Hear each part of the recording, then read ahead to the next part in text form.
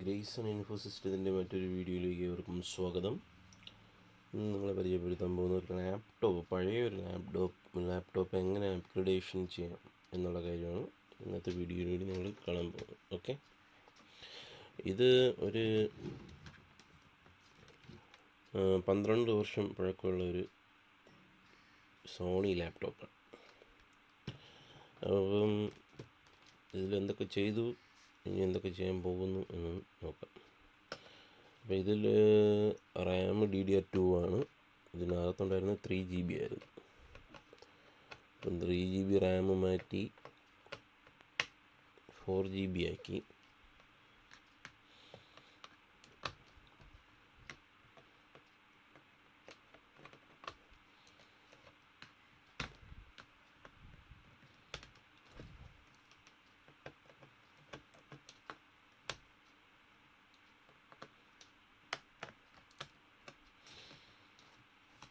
ഇത് 2GB, ഇവിടെ ഒരു 1GB ഉണ്ടായിരുന്നു. ആ 1GB മാറ്റി 2GB ആക്കി. അങ്ങനെ 4GB റാമായി.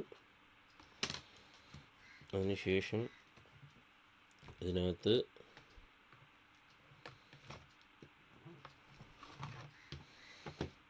ഇവിടെ ഒരു ഹാർഡ് ഡ്രൈവ് ഉണ്ടായിരുന്നു. ഇതിൻ്റെ ഡീഫോൾട്ട് വരുന്ന ഹാർഡ് ഡ്രൈവ്. ആ ഹാർഡ് ഡ്രൈവിനെ ഇളക്കിയെടുത്തിട്ട് അതിനകത്തൊരു CD ഡ്രൈവ് ഉണ്ട്. CD ഡ്രൈവ് ഉപയോഗശൂന്യമായിട്ടിരിക്കുകയായിരുന്നു. അപ്പോൾ CD ഡ്രൈവിനെ ഇളക്കി മാറ്റിയിട്ട് ഇങ്ങനെയാണ് ഇത് വരുന്നത്. പഴയ ഹാർഡ് ഡിസ്കിനെ ഇളക്കി ഇതിനകത്ത് വെച്ചു. ഓക്കെ, എന്നിട്ട് നമുക്ക് അത് ഇതിനകത്തേക്ക് ഇൻസേർട്ട് ചെയ്തു.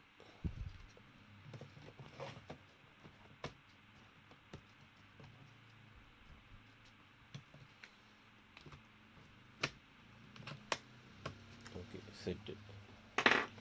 എന്നിട്ട് അതിൻ്റെ ഫ്രണ്ട് പാനൽ, നമ്മൾ പഴയ CD ഡ്രൈവിൻ്റെ ഫ്രണ്ട് പാനലും കൂടെ ഇളക്കി ഇവിടെ നമ്മളിങ്ങനെ ടച്ച് ചെയ്ത് കൊടുക്കും. ഓക്കെ, പിന്നെ അടുത്ത് ചെയ്യാൻ പോകുന്നതാണ് ഏറ്റവും പ്രധാനമായ ഒരു പരിപാടി. ഇതാണ് സോളിഡ് സ്റ്റേറ്റ് ഡിവൈസ്, അതായത് SSD എന്ന് ഷോർട്ട് ഫോമിൽ പറയും.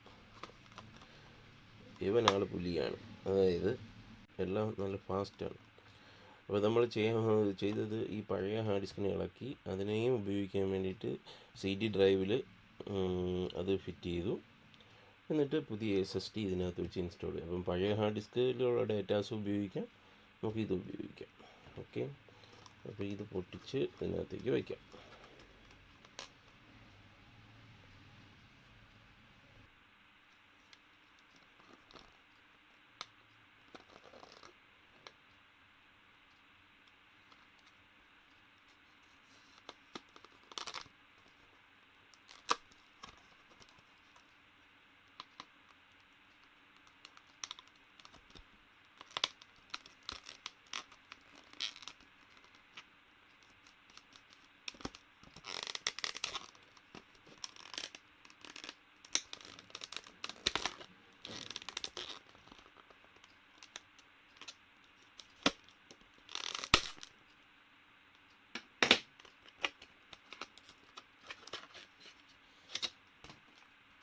അപ്പോൾ ഇതാണ് SSD.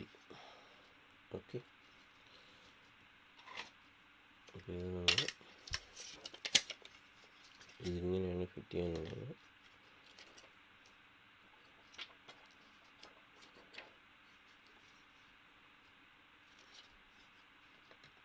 അതില്ല,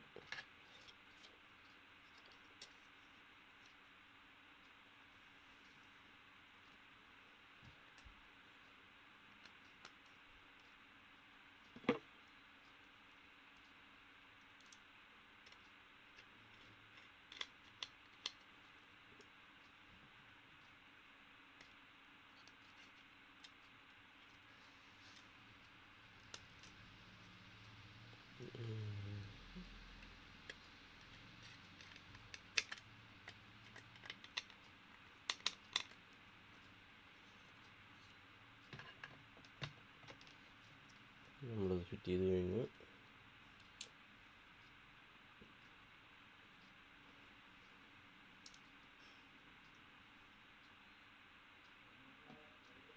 അതിൻ്റെ സ്ക്രൂ ഇട്ട് സെറ്റ് ചെയ്യുക.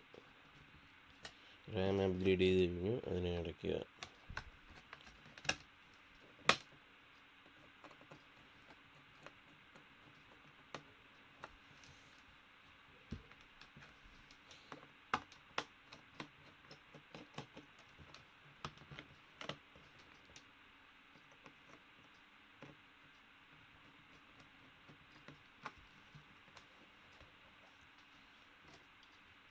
ഈ സി ഡി ഡ്രൈവ് ഇതിവിടെ വെച്ച് ഫിറ്റ് ചെയ്യണം.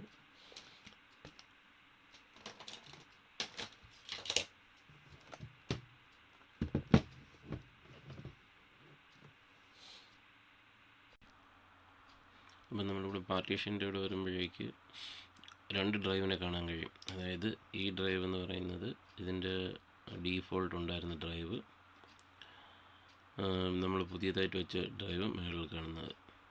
ഓക്കെ, അതായത് 0 എപ്പോഴും നമ്മുടെ ഫസ്റ്റ് പ്രയോറിറ്റി ഇതിനകത്തിരിക്കുന്ന മെയിൻ ഹാർഡ് ഡിസ്ക് ഡ്രൈവിനായിരിക്കും. സെക്കൻഡ് പ്രയോറിറ്റി ആ സി ഡി ഡ്രൈവിനായിരിക്കും. അതാണ് അത് കറക്റ്റ് മനസ്സിലാക്കാൻ കഴിയുന്നത്. പിന്നെ ഇതിനകത്ത് ഡാറ്റയൊന്നും ഇല്ലായിരുന്നു, കസ്റ്റമർ ഡാറ്റ അവർക്ക് വേണ്ടെന്ന് പറഞ്ഞു, അതുകൊണ്ട് തന്നെ അതെല്ലാം കളഞ്ഞിട്ടുണ്ട്. അപ്പോൾ നമ്മൾ ഇതിനകത്താണ് ഫസ്റ്റ്, ഇതിനകത്തായിരിക്കും ഇത് ഇൻസ്റ്റാൾ ചെയ്യുന്നത്. ഇത് സെക്കൻഡ് ഡ്രൈവ്. ഓക്കെ,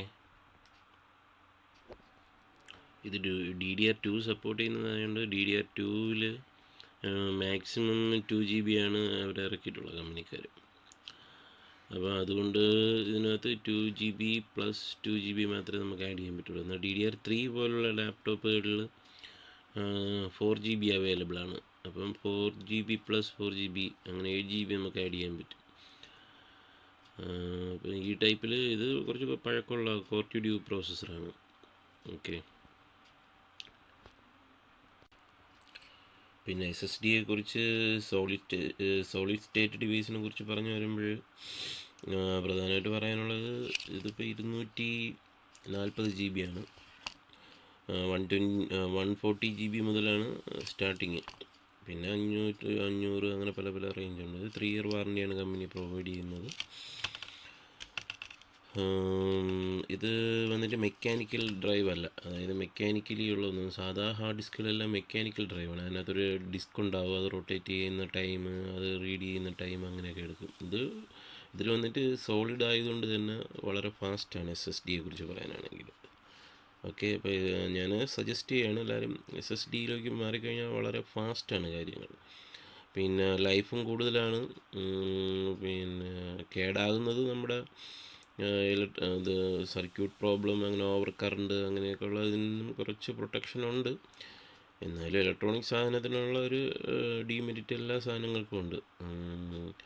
പക്ഷേ മറ്റേതിനെ അപേക്ഷിച്ച് ഇത് കുറച്ചും കൂടെ ബെറ്ററാണ് എന്നാണ് പറയാനുള്ളൂ. ഓക്കെ, 2 പാർട്ടീഷൻ, അതായത് 2 ഡിസ്കും നമുക്ക് ഇതിൻ്റെ മാനേജറിൽ കയറി കാണാൻ കഴിയും. ഈ ഫസ്റ്റ് കാണുന്നത് നമ്മുടെ SSD ഡ്രൈവും, സെക്കൻഡ് കാണുന്നത് നമ്മുടെ ഇതിനകത്ത് ഡീഫോൾട്ട് ഇരുന്ന ഡ്രൈവും. അപ്പോൾ നമുക്കിതൊന്ന് ഷട്ട് ഡൗൺ ചെയ്ത് നോക്കാം, എത്ര ടൈം എടുക്കണമെന്ന് നോക്കാം. Okay, ready. അപ്പോൾ ഞാനിവിടെ സ്റ്റോപ്പ് വാച്ച് സെറ്റ് ചെയ്തിട്ടുണ്ട്. ഇപ്പോൾ 2 ഒരുമിച്ചാണ് നമുക്ക് ചെയ്യേണ്ടത്. ഓക്കെ, ഷട്ട് ഡൗണിങ് ആണ് ചെയ്യാൻ പോകുന്നത്. Ready, 1 2 3 start. സോറി, ഒരുമിച്ചായില്ല, ഒന്നുകൂടി നമുക്ക് ചെയ്യാം. ഷട്ട് ഡൗണിൻ്റെ screen. Ready, 1 2 3 start.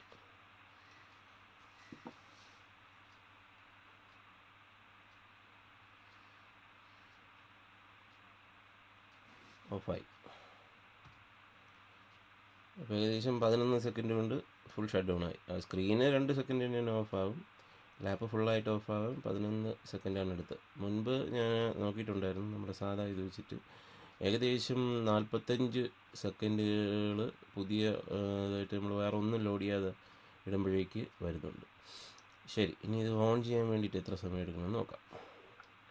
Power button 2 അടുത്തടുത്താണ്, നമുക്ക് ഒരുമിച്ച് ചെയ്യാം.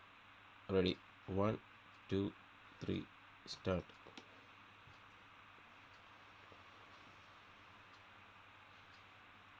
അത് ലാപ്പ് ഓണാവാൻ തന്നെ ഏകദേശം ലാപ്പിൻ്റെ പ്രൈമറി ഡിസ്പ്ലേ ഓണാവാൻ തന്നെ ഏകദേശം ഒരു 6-7 സെക്കൻഡ് എടുത്തു. അത് ഡെസ്ക്ടോപ്പ് സ്ക്രീന് വന്നു കഴിഞ്ഞു. അപ്പോൾ ഏകദേശം 18 സെക്കൻഡ്, അതായത് 6 സെക്കൻഡ് ലാപ്പ് തന്നെ ഓണാവാൻ വേണ്ടിയിട്ട് വേണം. അത്രയും സമയം മാത്രമേ ഇതെടുക്കുന്നുള്ളൂ. Okay, thank you friends. എല്ലാവർക്കും ഷെയർ ചെയ്യുക, കമൻറ്റ് ചെയ്യുക, സബ്സ്ക്രൈബ് ചെയ്യുക. Thank U.